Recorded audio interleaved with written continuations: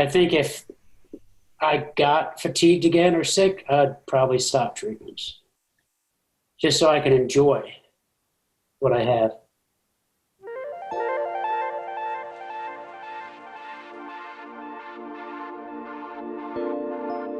Welcome to Dadding While Blank. Today I'm talking with Robert Bailey. He's a musician from Nashville, Tennessee, and he's got a 2-year-old son who he most likely will not get to see grow up because Robert has inoperable bladder cancer. He's an amazing guy, and it was a blessing to get to talk with him. So, here's Robert. Thank you for being on the show. Thank you. We're both on a Facebook group, a bunch of dads. I'm not sure if I'm going to get in trouble with the dad for being on that, but I moonlight in a bunch of other groups, dad groups. And I saw your post that just shared that you have stage 4 cancer and it's inoperable now. Yes. You know, you were asking for advice, kind of how to, in case the worst happens. It's going to happen. Like, I have a very rare form of bladder cancer.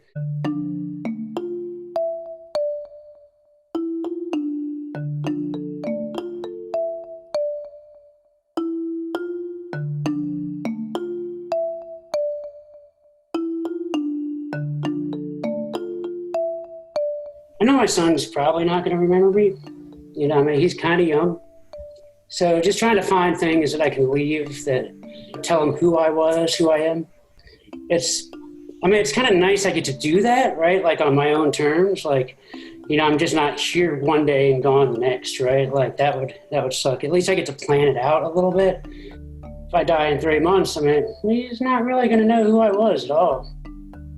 You've been taking a lot of action and asking a lot, you know, from the Facebook groups, you know, to just personal friends and family, whatever, for advice on how to leave a legacy.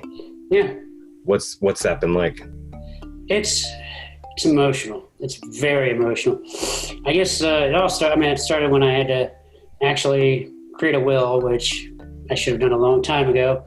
That's pretty emotional. You start looking at like things in your life that, you know, you have an emotional attachment to. You know, you're writing stories on how they brought you joy and why you want someone to have it. That's kind of how it started.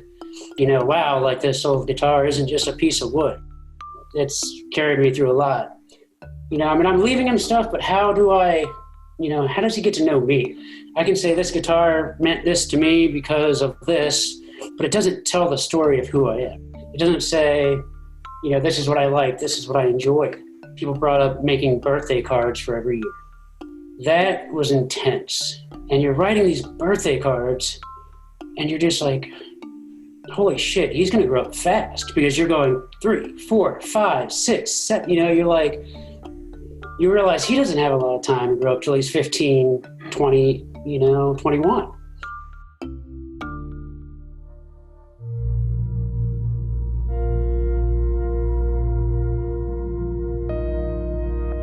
You know, just like some backstory, we couldn't have kids and we kind of really felt like we weren't going to have kids at all. We actually adopted Parker. So it's like, I get this miracle that I never thought would happen. And then, you know, a couple months later, I find out that I have inoperable cancer, right? Like, so it makes it extra hard in that aspect on me, I think, because I waited, you know, 40 years for that guy.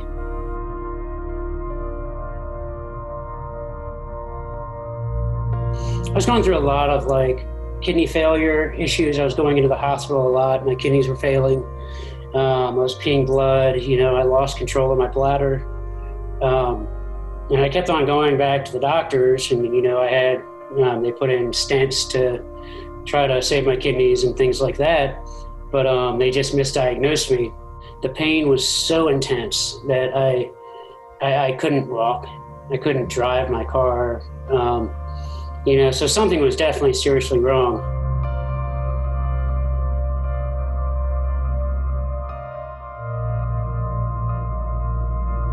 So we went to Cleveland Clinic, and within 2 visits, you know, I mean, Cleveland Clinic has got the best urology program in the country. They found it almost immediately. But by that point, it was already too late to operate. It's a grapefruit-sized tumor that kind of sits in my abdomen, and it's wrapped around, like my pelvis and prostate and kidneys and everything else like that they can't safely operate. What has the adjustment been like now, especially now that you have treatments where you have a little bit more energy, you're up? Literally the last 3 weeks have been, like 2 to 3 weeks has been life-changing, like with my energy level. And I'm really, really glad I got that chance. I can definitely tell why people stop chemotherapy and stuff like that, just so they can get their life back. Once you get all that medication and crap out of your system, you're not as tired, and I think if I got fatigued again or sick, I'd probably stop treatments, just so I can enjoy what I have. Right now, what is your favorite dad moment you've had? I find so much joy in nearly every minute except bedtime with him. There's just so much that he does that makes me insanely happy. Just looking at him just makes me insanely happy. So, it's just, him talking to me is just the best thing ever, right? Like,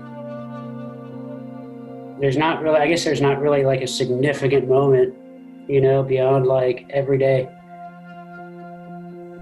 I guess besides the obvious, but what's the hardest thing about what you're going through right now?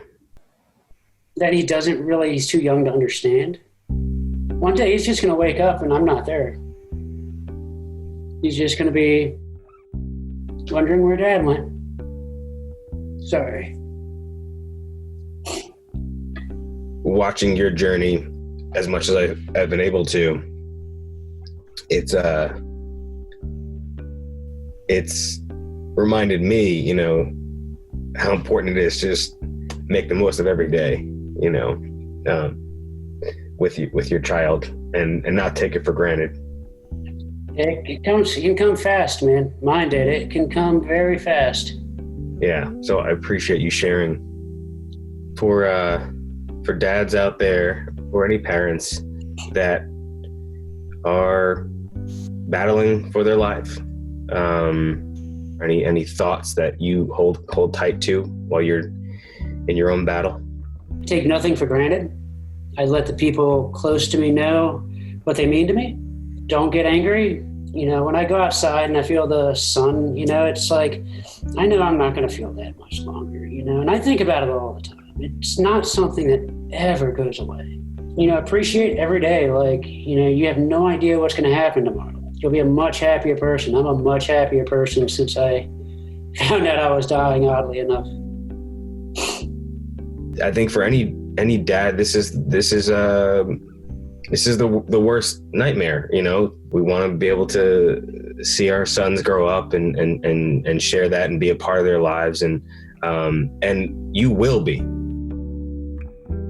I know you've been taking a lot of time to make sure your son knows you as best he can. Is there anything that you want to say to him, or a message so that he can kind of know you a little bit better here? I just want him to understand I'm a very passionate person. Everything I do, I've always done 100%, sometimes to my detriment, but I've never given up on anything. Definitely not my choice to leave him alone in this world, without a dad. But, that I love him. I love him with every fiber of my being. Losing this battle is going to be very difficult because of him. I really appreciate you sharing with us. Absolutely. You and your family will be in our thoughts and prayers, and you've got a community of dads that are sending you love. I appreciate that a lot. It means a lot. Please, Daddy, won't you play with me? Hey, I'll be frank, and you